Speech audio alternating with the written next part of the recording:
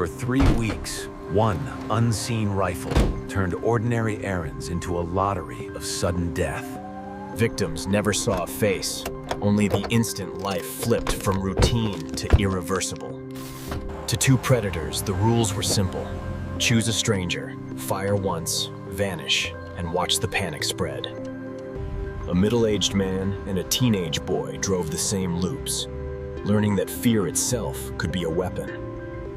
If you stay, understand this. These were real families, real streets, and a terror that didn't need a reason. This wasn't a war zone. These were suburbs built for safety, where danger felt like something that happened elsewhere. America was already braced for threats, yet the next terror arrived quietly, on local roads, in plain sight. The prime suspect had once been a disciplined soldier, until life stripped away the one thing he craved: control. He grew up drifting and disconnected, learning early that stability could vanish without warning. In uniform, he found identity, measured, praised, and skilled at placing shots where others could not. Then the life he tried to build collapsed. Marriage, custody, dignity, and rage moved into the space left behind. He didn't just lose, he felt erased, and he began plotting a way to force the world to look at him again. The teenager was starved for belonging, exactly the kind of hunger a manipulator can weaponize. John offered attention, structure, and certainty, then quietly taught Lee that loyalty meant crossing lines you can't uncross. By 2002, they were ghosts on wheels, moving state to state, sleeping in parking lots, and tightening a private bond. John chose the D.C. suburbs for one reason: density without readiness, a place fear could multiply fast. October 2nd began like any other, until a single hidden shot announced a new kind of threat. Witnesses heard a crack, then panic, yet no one could point to a gun, a face, or a direction.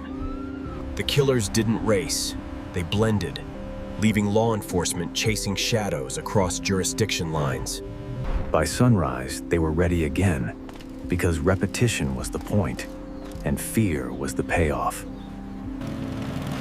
A landscaper worked the morning like any other, never hearing the danger over his own machine. At a pump, you stand still, and in those seconds, the killers found the easiest shots. A woman waited quietly, reading, proof that stillness in public had become a liability. In less than a day, the pattern formed. Single shots, outdoor errands, and no shooter anyone could describe. Investigators stared at pins on a map, attacks scattered just enough to keep the truth from snapping into focus. And then the fear moved from headlines into behavior. People stopped lingering, stopped walking, stopped trusting daylight. When a child was hit outside a school, the region realized the killer had no boundaries left. Overnight, schools became fortresses, and parents started measuring every morning in seconds and sightlines. People began pumping gas like they were dodging bullets, because standing upright felt like an invitation. And somewhere nearby, two figures watched the coverage like a scoreboard, counting fear as proof of power. Tips flooded in, some urgent, many wrong, and every false lead drained time the region didn't have. Investigators locked onto the wrong image, searching for one vehicle while the real threat rolled past unnoticed. The region became a maze of checkpoints, security theater against an enemy that refused to look like the profile. Then the killer escalated, leaving a message not to explain, but to control the investigation like a puppet show. He wanted dialogue, because attention was part of the reward, and every response made him feel larger than life. The messages shifted: money, threats, grand claims, less a plan than a way to keep everyone reacting to him. The case crossed borders, and every border added delay. Precious hours where the shooter stayed one step ahead. Millions lived inside the circle of fear, because the killer needed only one opening, and openings were everywhere. The weather was perfect, crisp air that lured people outside, exactly where a hidden rifle thrives. They didn't need rooftops or windows, only concealment, patience, and the confidence that no one would look twice. The attacks kept moving. New counties, new routines, forcing everyone to live as if every parking lot was a trap. Another man filled his tank, thinking about the day ahead, never knowing he'd been chosen only for visibility. It wasn't just locals. Passing strangers became part of the count, proving nowhere on the map felt outside the game. When someone tied to federal work was hit in a parking lot, it proved the killer didn't fear the system at all. Parks emptied. Games stop. Errands became sprints because the simplest act. Every broadcast amplified the terror. Exactly what the killers wanted, because attention made them feel untouchable. Profilers built a picture from fragments, but the picture didn't match the truth, and that gap bought the killers time. The most dangerous vehicle in the region looked like any other. Quiet, common, and easy to forget the moment it passed. John didn't just want escape. He wanted dominance, the thrill of controlling what police did next. Randomness became the weapon, because you can't plan around a threat that chooses victims like a coin toss. Beneath the chaos sat a personal obsession.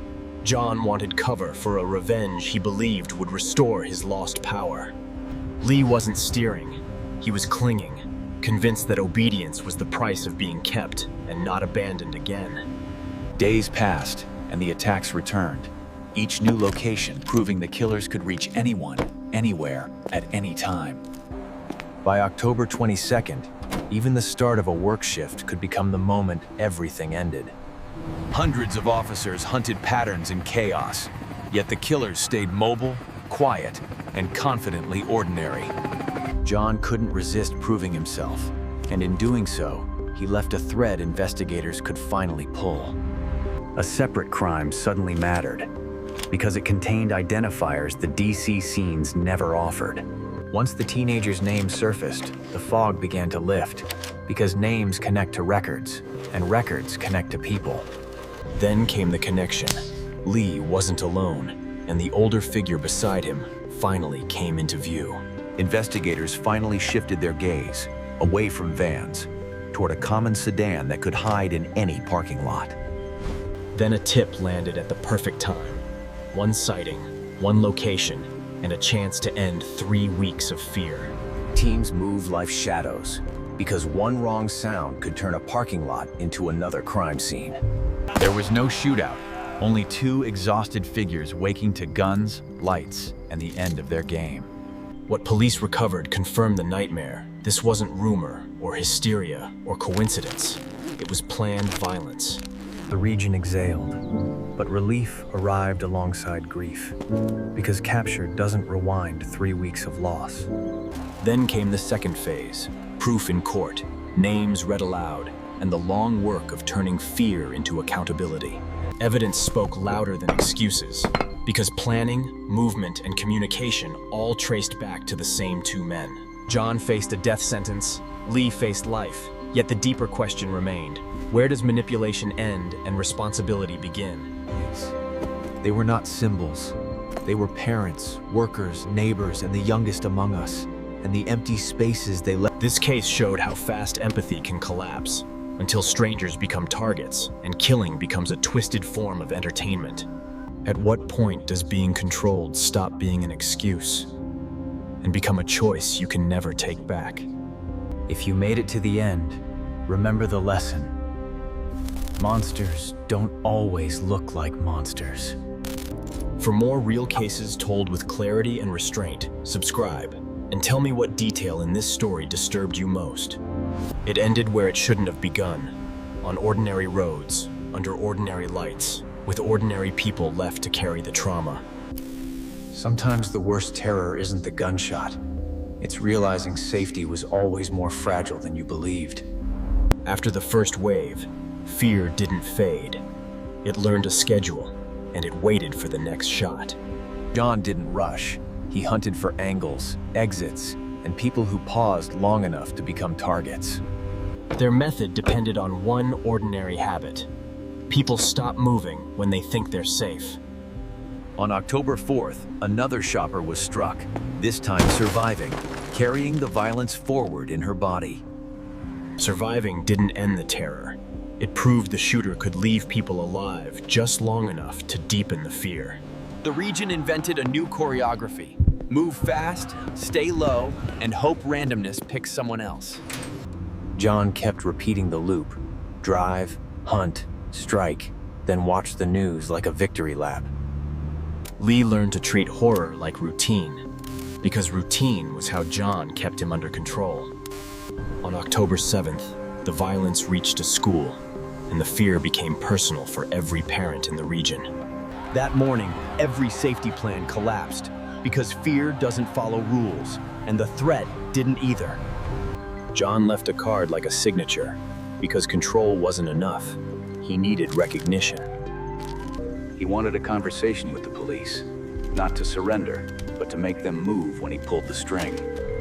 The demands shifted and contradicted themselves, because the real demand was simpler: keep looking at him. The hunt became massive, expensive, and public, yet it still felt like chasing smoke through open hands. For weeks, the wrong theory dominated, while the real killers moved quietly in a sedan nobody feared. Their advantage wasn't just the rifle, it was invisibility, a way to shoot without ever appearing as a shooter. On October 9th, the pattern returned. One shot, one victim, and no sign of where the bullet came from. The most ordinary pause, filling a tank, became the moment a stranger was erased. By October 11th, the killings had crossed deeper into Virginia, proving distance meant nothing. Even travelers became part of the story, because the killers didn't choose people, they chose opportunity. On October 14th, a woman loading purchases was hit in plain view, turning a busy lot into instant chaos. In every scene, the same question returned. Where was the shooter, and why couldn't anyone see him? They watched the coverage like a reward, measuring success in headlines and fear. The money demand was leverage, but the true payment he wanted was obedience and attention.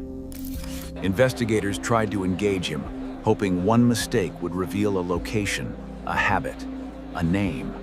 John's ego kept reaching beyond safety, and that need to prove himself became the opening. A separate robbery case suddenly mattered, because it held identifiers the sniper scenes never offered.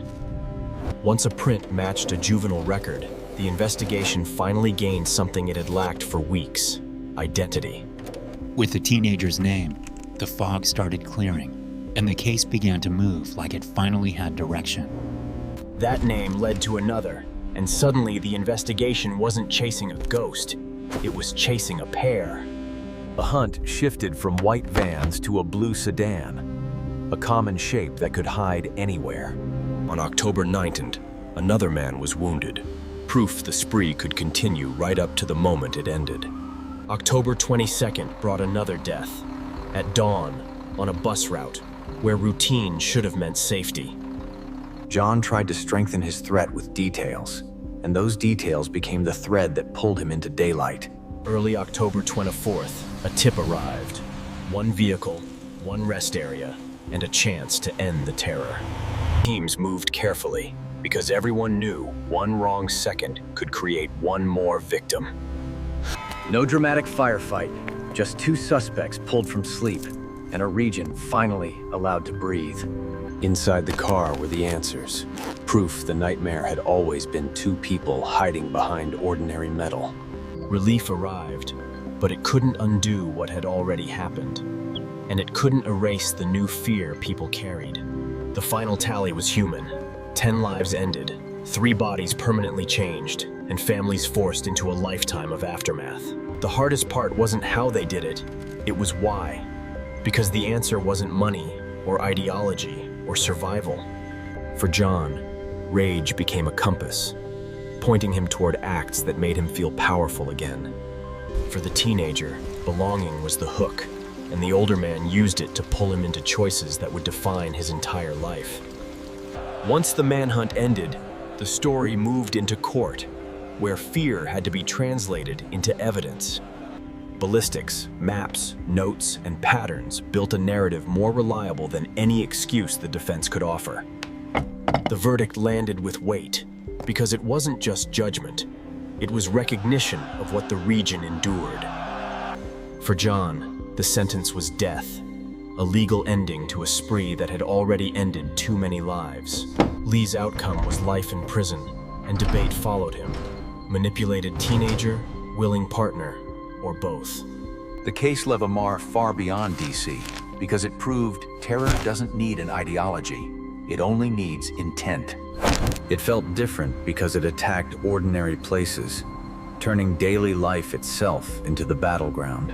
Randomness wasn't a lack of plan. It was the plan, because it made everyone feel equally exposed. The manhunt cost millions and consumed thousands of hours, yet it still depended on one break, one mistake, one tip. In the end, a single report did what weeks of terror couldn't: put the right vehicle in the right place. The most important detail is not the killers. It's the names and lives they interrupted without permission. Long after the headlines, families carried the real sentence. Birthdays, school years, and ordinary days missing someone forever. People remember this case because it changed how a city looked at open space, ordinary errands, and the idea of safety. Lee's role forces an uncomfortable debate. How much of a person remains when someone else rewrites their moral compass? The most terrifying motive was simple. They watched the fear like entertainment, and that made stopping them harder to predict. One shot reduced witnesses, reduced clues, and made every attack feel like it could happen again without warning. They used distance, angles, and quick exits, turning parking lots into shooting galleries without ever stepping into view. Multiple jurisdictions meant multiple systems, and every delay created another gap the killers could slip through. The real target was the mind of the city, and for 3 weeks, the city lived inside the killer's imagination. After this, normal didn't feel automatic anymore. It became something people had to rebuild. When the youngest among them was hit, it felt like a warning that nothing was off limits. In the end, it wasn't genius that stopped them. It was the killer's need to communicate, to be seen, to matter. This case warns how quickly a grievance can become a spectacle when someone discovers fear feels like power. The only proper ending is remembrance, because the victims were never part of a game. Only the killers pretended they were. When the motive is fun, prediction fails, because there's no goal to negotiate, only appetite. At what point does manipulation stop being an explanation and become a choice that must be owned? 10 people died because 2 people decided fear was entertaining, and the city was the audience. If you want more true cases told with restraint and clarity, subscribe and keep your eyes open in ordinary places. Sometimes the scariest part is how normal the world looks right before it changes. For many, a gas station never felt the same again, because the mind remembers what the body survived. Autumn kept moving, leaves kept falling, but the region carried a scar that didn't fall away with the season. Subscribe for more true stories, and tell me, what moment in this case changed how you think about safety? The terror ended, but the lesson stayed. Ordinary life can be disrupted by people who no longer see others as human. In the aftermath, court records and testimonies tried to explain what pure fear had felt like in real time. From October 2nd to October 24th, a metro area lived inside a countdown it couldn't see. The core dynamic was simple. One man demanded control, and one boy needed belonging, and together they became lethal. Cases like this force one question. How do we protect a society from people who treat life like a game? If this story changed how you see the world, stay with the channel, because the darkest truths are often the quietest. This was the D.C. sniper terror. 3 weeks that proved fear can be manufactured with a single hidden trigger. And even after the arrests, the question stayed. How did 2 people make 5 million feel hunted? Because the weapon wasn't only the rifle, it was uncertainty, the fear of not knowing where danger lived. For weeks, Every open space felt exposed. Gas pumps, parking lots, school curbs. And when the cameras left, the family stayed, living with empty chairs, unfinished conversations. This case proved a brutal truth. Terror doesn't need numbers. It only needs patience, planning, and a public force to watch. And it forced another question. When violence becomes a game, how do we stop it before fear becomes normal? If you want more cases told with clarity and restraint, subscribe.